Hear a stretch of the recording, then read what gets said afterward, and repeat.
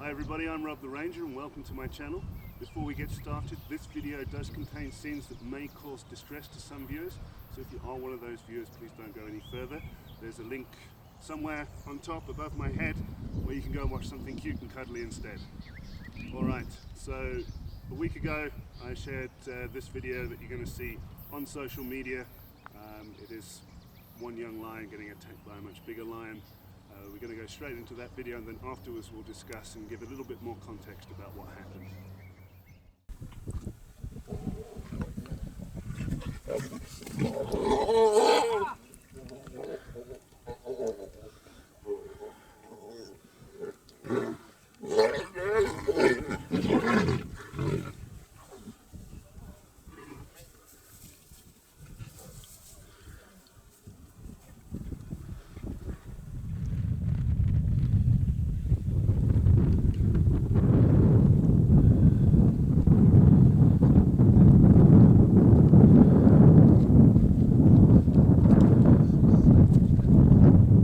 So not a particularly nice sighting to see. Interesting, yes. Bit of excitement, yes. But unpleasant with the ending. And when watched without any context, it seems fairly unnecessary as well. So what we're going to do is kind of break it down, give a bit more context, and understand why and how the situation came about. Let me start by adding some context to the situation. The lionesses and youngsters in the video are the Topi Pride, sometimes known as a Rhino Ridge Pride. They are a pride that earlier in 2018 lost one of their dominant males to complications of old age, and the second male that was with them then left the area due to the pressure put on by younger, stronger coalition. The two males in the video are two of that younger, stronger coalition, the Bila Shaka males. There are 6 males in total, and they are currently taking over the pride, the Topi Pride that is seen in the video. So as these Bila Shaka males came into contact with the Topi Pride, obviously there was no resistance as the males had gone. The youngsters of the pride that were sired by the previous males were of varying ages, and quite a few of the older sub-adults moved off and formed a little splinter group, which we can see here. Some of the remaining sub-adults were females, which the males seemed to accept as potential breeding stock, and 2 of the very much younger males that were part of the pride stayed around where their mother was. One of those has not been seen for a few months, and the other one is the one featured in the video. So generally the young male here had been staying out of the way of the big males, only joining the females to feed when the big males weren't around. What seems to be the situation here is that the lionesses had made the kill, and the youngster had joined them to eat, and the males had then turned up and taken over the kill. Now, to start with, the females were around the youngster, the males were concentrating on feeding, so he was still safe. Why they didn't move him away at that time, we don't know. So when I started filming, the situation was that lionesses were scattered around everywhere. One big guy on the kill, and the second male lying in the long grass with one of the females.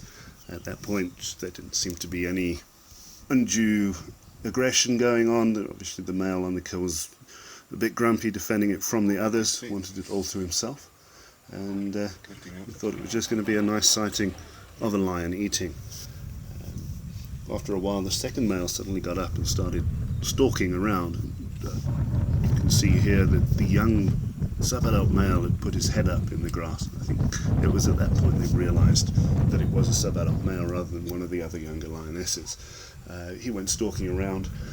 You see the female, the mother, getting up, trying to distract the second male's attention, which left the younger male on his own, kind of unattended. And as the male moved around the tree, the younger male obviously moved a little bit too close to the male who was feeding, and then we saw what we saw. So now the young male is basically double trouble. Too close to the male that's feeding, who wants to defend the carcass, but also not being the son of either of the males that are there, and they will want to take him out in order to bring his mother back into estrus so they can produce their own cubs. So the opportunity suddenly presented itself with the male that's on the carcass, and he goes in for the attack, as we see.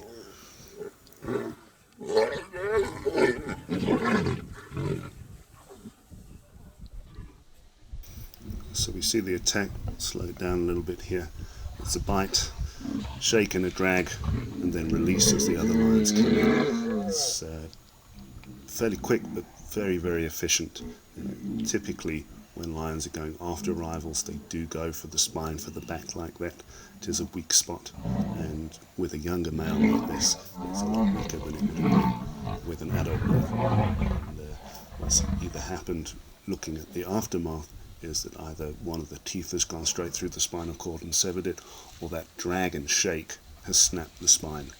Again, just to reiterate the reasoning behind what happened, that young male had gotten too close to the male, gotten the opportunity first to defend the kill, but also to take out a youngster whose mother was spending time looking after him, and therefore not mating with the males, the youngster being the son of the previous dominant males, not belonging to the males that were there.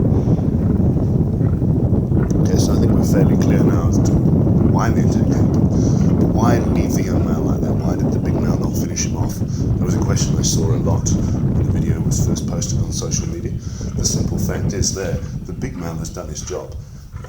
He doesn't need to do anything more. The threat is eliminated. The young male is completely immobilized. He's not going to carry on. He doesn't need to waste any more energy on that young male when he's got other things to think about. Now we'll move on to the what happened next. Now, the original video just shows the young male dragging his broken body away. There was quite a big time gap between the attack and that particular image, and we'll see some of what was going on here. Now, a lot of people on social media are asking, are the vets going to come, and so on and so on. And yes, the vets were called, but not immediately. The attack happened so quickly, and when you look at the male, there's very little blood. We weren't sure how much injury there was, so we stayed and we watched and waited. We weren't sure if initially it was just sore or if there was something worse. Obviously he was lying there looking sorry for himself. We couldn't see a lot of movement because there wasn't a lot of movement. The lioness next to him with her tail flicking gave some hope because we weren't sure if it was his tail or her tail.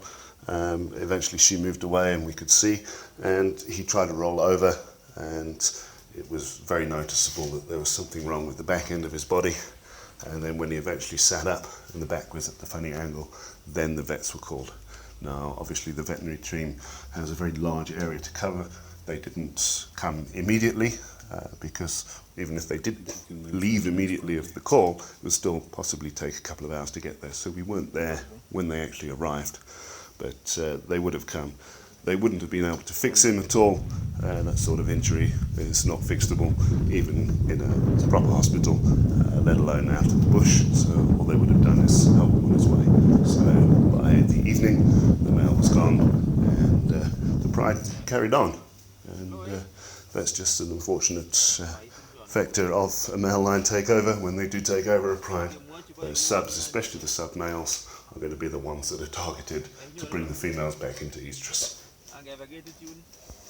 So hopefully this has brought a little bit more light to the situation, giving you guys that are watching a little bit more understanding as to what and why happened there. Hopefully I didn't waffle on too much for you. It's a good insight as to what happens during a takeover. It's a good insight as to why only 1 in 6 young males do make it to adulthood, and why a pride prefers having a stronger coalition being in control, because there's less chance of a takeover whilst they're raising cubs. Anyway, that's all we've got on this subject, so see you next time. Alright, that's all for now. Thank you very much for watching. Don't forget to like, subscribe and share. Leave a comment down below. Buy a t-shirt. Ding the notification bell. All those YouTube things. See you next time. So here's a couple of links to more videos on my channel that you might want to check out. Also the social networks. You can follow me there for live updates, pictures, etc. from Safari.